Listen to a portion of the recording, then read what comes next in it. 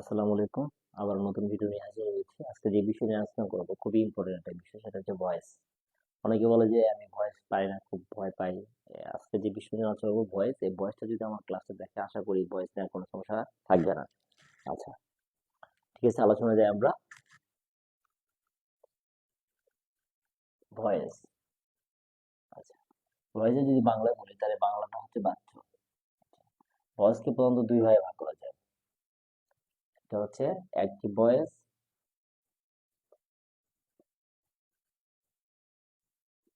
আর এটা হচ্ছে passive voice.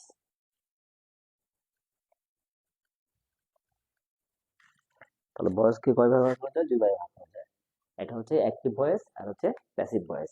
এখন প্রশ্ন হচ্ছে অ্যাক্টিভ ভয়েসটা কিভাবে চিনবো এবং প্যাসিভ ভয়েসটা আমরা কিভাবে চিনবো? আচ্ছা, অ্যাক্টিভ ভয়েস মানে হচ্ছে টেন্সের স্ট্রাকচার।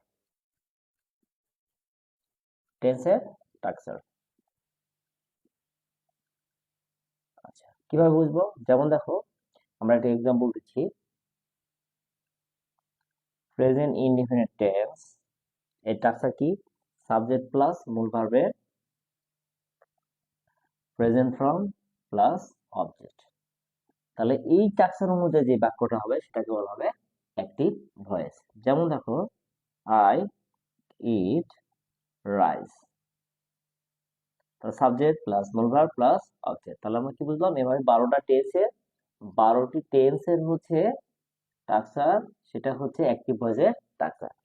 এখন আমরা প্যাসিভ ভয়েস কিভাবে চিনবো? প্যাসিভ ভয়েসটা হবে অ্যাক্টিভ থেকে প্যাসিভ আমাদেরকে করতে হবে। প্যাসিভ ভয়েস করতে গেলে দেখো, আমি এই বাক্যটাই যদি প্যাসিভ করতে যাই, তাহলে এক্সাম্পলটা হবে অবজেক্টটার উপর মানে এই অবজেক্টটা সাবজেক্ট হয়ে যাবে। যেমন রাইস, রাইস টেন্স অনুযায়ী ভার্ব বলবে ইজ ইটেন বাই মি।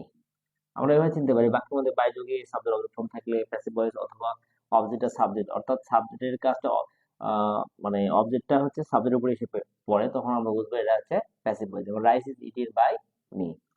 তাহলে আমরা এখন যে শিখলাম সেটা হচ্ছে ভয়েস মানে বাচ্য। ভয়েসকে প্রধানত দুই ভাগে ভাগ করা যায়, অ্যাক্টিভ ভয়েস দেন হচ্ছে প্যাসিভ ভয়েস। আর অ্যাক্টিভ ভয়েস স্ট্রাকচার হচ্ছে টেন্সের স্ট্রাকচার, আর প্যাসিভ ভয়েস করতে গেলে অবশ্যই অবজেক্টটা সাবজেক্ট হবে, সাবজেক্টটা অবজেক্ট হবে, এবং টেন্স এবং পার্সন অনুযায়ী একটা ভাবে একটা পরিবর্তন হয়, সেটা আমরা পরবর্তী ক্লাস নিয়ে আলোচনা করবো। আজকে এই পর্যন্ত আমি ক্লাস শেষ করছি। আমরা ভয়েস নিয়ে, যে ভয়েস প্রধানত দুই প্রকার, অ্যাক্টিভ ভয়েস আর প্যাসিভ ভয়েস। পরবর্তী ক্লাসে আমি আরো বিস্তারিত আলোচনা করবো। আসসালামু আলাইকুম।